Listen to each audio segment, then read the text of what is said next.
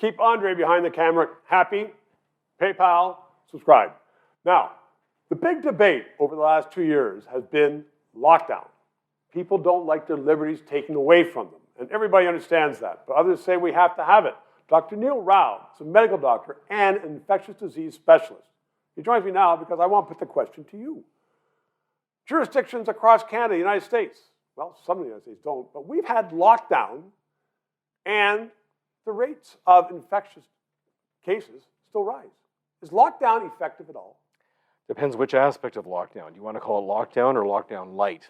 And there are many forms of lockdown. Some people have gone all out. Ontario and Quebec went all out, and in many ways we're back in the all-out mode here in Ontario. Right. But there's always going to be a counterfactual out there, a place that didn't do everything. Scott Moe in Saskatchewan is boasting about the fact that he didn't do as much, and yet their case rates are following a similar trajectory. So we can't keep operating on this belief that every single thing we're doing is having an impact on case counts. So why do the doctors still tell our politicians to do it?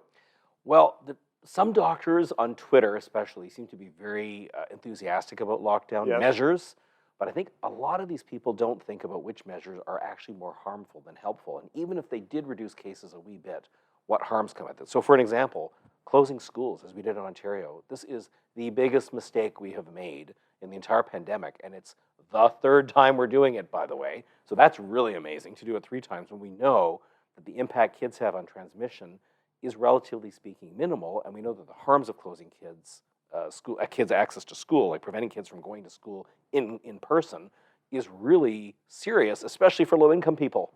Well, let's just talk about that for a second, because someone told me the other day that we are going to have a mental health issue with school-aged children as they get older. We do. Across Canada. Not only do we have it now, but we're going to have it for a generation or two. We will have follow-up, but it's also just that some kids are very distractible. They don't focus well to begin with.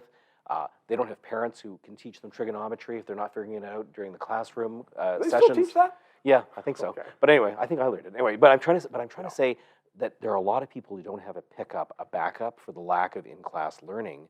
And if the parents are distracted or they're working, 2 jobs, what kind of care are those kids getting? Like, there's no alternative. So a lot of the people who are very enthusiastic about these measures have very comfortable existences where they can adapt.